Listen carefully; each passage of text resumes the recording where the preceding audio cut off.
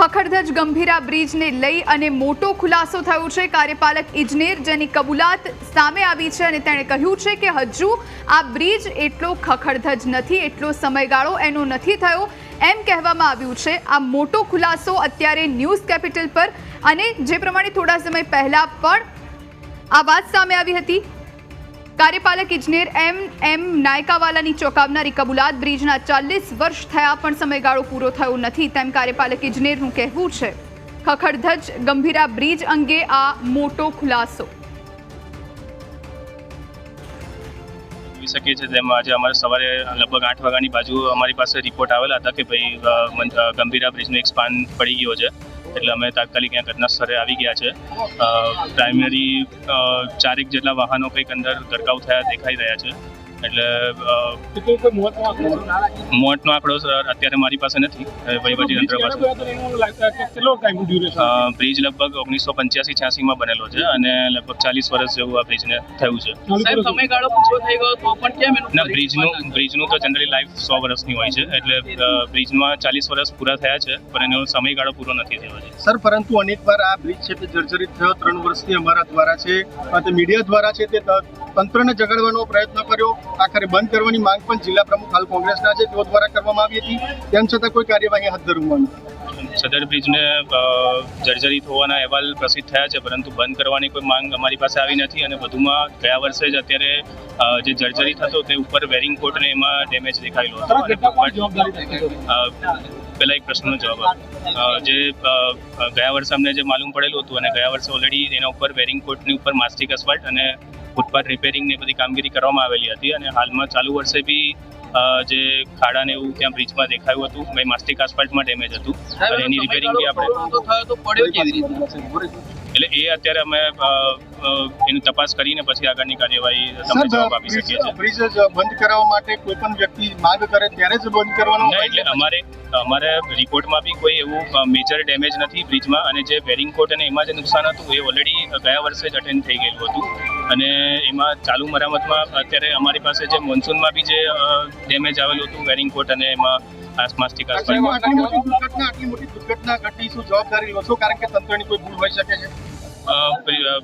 પ્રાથમિક અહેવાલ અમને ખબર પડે કે ભાઈ શું કારણથી આ પડ્યો છે એ પછી હું પ્રમાણે આ પુલ જર્જરિત ખરો કે નહીં? ના, જર્જરિત નથી, હજુ પણ જર્જરિત નથી। આટલી મોટી ઘટના થયા છે કે જર્જરિત નથી?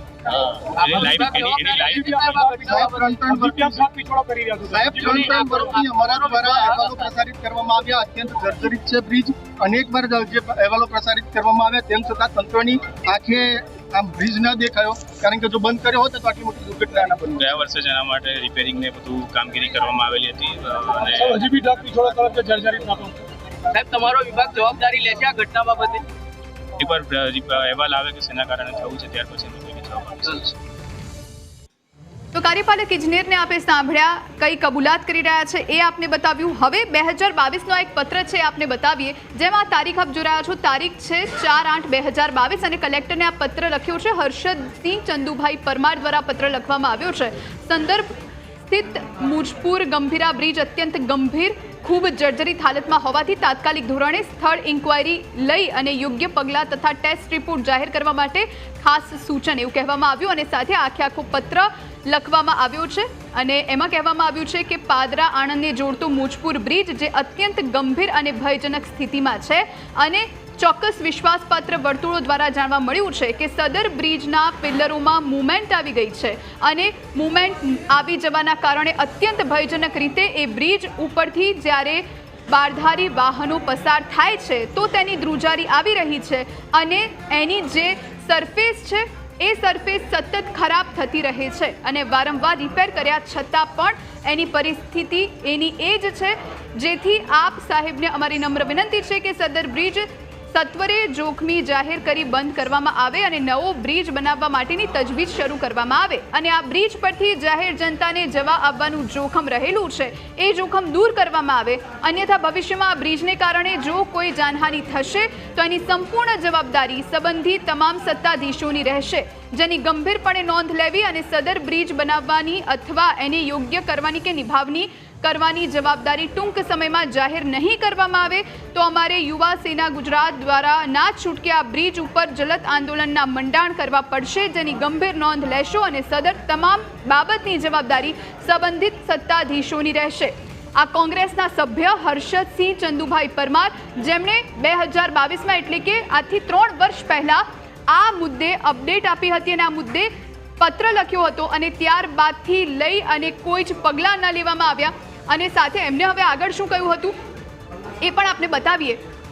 આગળ તેમણે એમ કહ્યું હતું કે અત્યંત દુઃખ સાથે જણાવતા એમ થાય છે કે 30/10/2022ના રોજ અંદાજિત સાંજના સમયે ગુજરાતના મોરબી ખાતે ઝૂલતા બ્રિજની ગોઝારી ઘટના સમગ્ર ભારત દેશ માટે અત્યંત દુઃખદ છે. એટલે 2022માં જ્યારે ઝૂલતા બ્રિજ દુર્ઘટના કેસ બન્યો હતો તેને લઈને આ સંદર્ભ આપવામાં આવ્યો હતો અને ત્યારે પણ તેમણે મુજપુર ગંભીરા બ્રિજની હાલત અત્યંત ગંભીર છે અને માર્ગ અને મકાન વિભાગના સંબંધિતો દ્વારા જણાવવામાં આવેલું છે કે આ સ્થિતિ ખૂબ જ ખરાબ તેમજ કોઈપણ સંજોગોમાં તેના એક્સપર્ટ્સ દ્વારા ટેલિફોનિક વાતમાં બ્રિજના પિલરમાં મૂવમેન્ટ તેમજ વધુ પડતી ધ્રુજારી થવા લાગી છે એવું જણાવવામાં આવ્યું છે.